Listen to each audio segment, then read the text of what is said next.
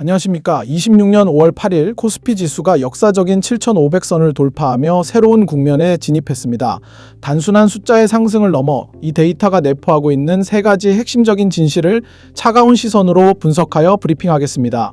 화려한 수식어를 걷어내고 시장의 펀더멘털과 수급의 실체를 기반으로 한 냉정한 분석을 시작합니다.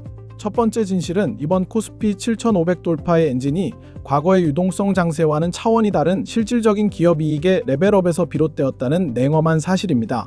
이번 지수 상승은 실체 없는 테마나 막연한 기대 심리에 의존하는 것이 아니라 삼성전자와 SK하이닉스를 필두로 한 반도체 섹터의 폭발적인 수익성이 강력하게 견인하고 있습니다.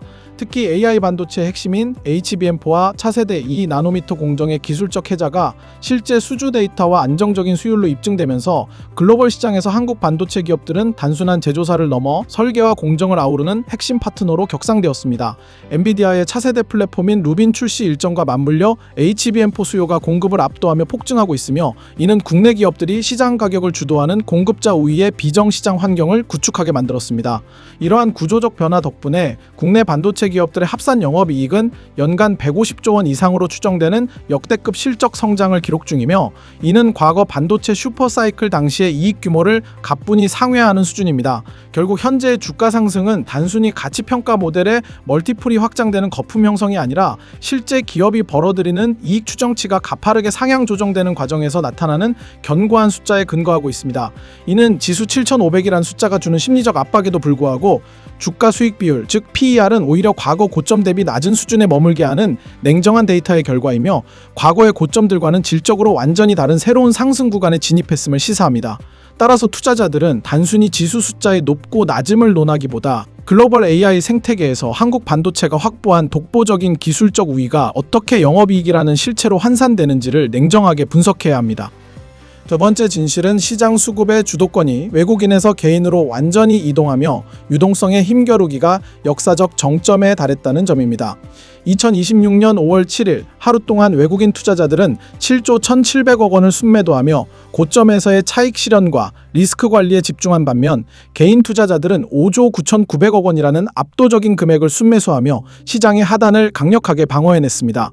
현재 증시 대기 자금인 고객 예탁금 규모는 126조 원 수준으로 유지되고 있으며, 이는 일시적인 지수 하락을 언제든 방어할 수 있는 유동성 연료가 시장에 여전히 충분히 장전되어 있음을 의미하는 냉정한 수치입니다.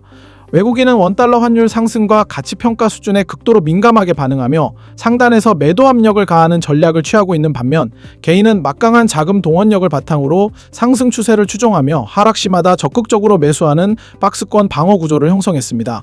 이러한 수급의 비대칭성은 필연적으로 주가의 변동성을 키우는 요인이 되지만, 동시에 시장의 급격한 붕괴를 막아내는 단단한 안전판 역할을 병행하고 있는 것이 현재의 냉혹한 시장 현실입니다. 과거와 달리 정보 접근성이 높아진 개인 투자자들이 반도체 등 핵심 섹터에 대해 공격적인 매수를 이어가며 외국인의 매도 물량을 온몸으로 받아내는 형국은 수급 주도권의 근본적인 이동을 시사합니다. 유동성이 받쳐주는 하단과 환율 리스크가 억누르는 상단 사이의 팽팽한 긴장감은 주가가 7,500선 위에서 안착하기 위해 반드시 거쳐야 할 비정 검증 과정입니다. 결국 외국인의 자금 유입을 무작정 기다리기보다 개인이 형성한 이 거대한 유동성 벽의 지속 가능성을 데이터 중심으로 분석하는 것이 변동성 장세에서 살아남는 핵심 전략이 될 것입니다. 세 번째 진실은 지수의 강력한 상승세 이면에 보이지 않는 강력한 상한선으로 작용하는 매크로 지표의 압박이 갈수록 거세지고 있다는 사실입니다.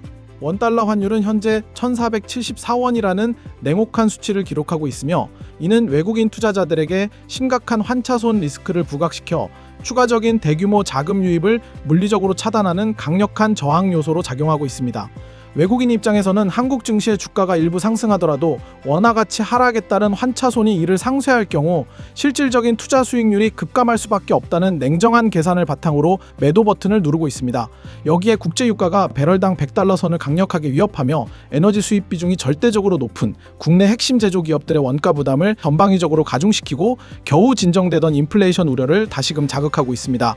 고유가는 단순히 기업의 비용 증가를 넘어 운송비와 산업용 전기료 상승으로 상승으로 이어지며 상장사 전체의 영업이익 마진율을 직접적으로 갉아먹는 비정현실로 다가오고 있으며 이는 결국 전체 주가 지수의 상단을 억제하는 결과로 이어집니다.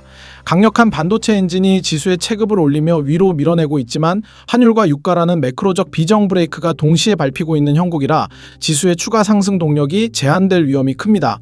반도체나 자동차 같은 일부 수출 중심 대형 기업들에게는 고환율이 회계상 매출을 늘려주는 일시적인 수혜 측면도 분명 존재하지만 수입 물가 급등에 따른 내수 경기 위축과 장기적인 외국인 자금 이탈 가능성을 데이터 중심으로 매우 예의주시해야 합니다. 결국 현재의 코스피는 기업 내부의 실적 호조라는 내부 호재와 글로벌 거시 환경의 악화라는 외부 악재가 팽팽하게 맞붙어 있는 형세이며 이런 보이지 않는 상한선이 해소되기 전까지는 변동성 장세가 지속될 것임을 냉정하게 받아들여야 합니다.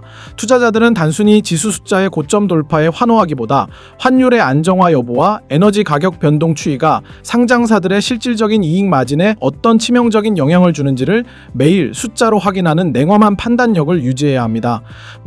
결론적으로 코스피 7500 시대는 반도체라는 초강력 터보 엔진과 개인 투자자의 막대한 유동성 연료를 장착하고 있으나 매크로 환경의 압박이라는 냉엄한 제약 조건 속에 놓여 있습니다. 투자자들은 단순히 지수의 고점 돌파에 환호하기보다 이익의 질적인 유지 여부와 환율 변동에 따른 외국인 수급 변화를 냉정하게 관찰해야 합니다. 주가는 결국 기업의 실질적인 이익 체력과 거시경제의 균형점 사이에서 결정된다는 사실을 명심하고 데이터 중심의 판단을 유지하시길 바랍니다. 이상으로 코스피 7500 돌파에 숨겨진 세 가지 진실에 대한 분석 브리핑을 마칩니다. 수고하셨습니다.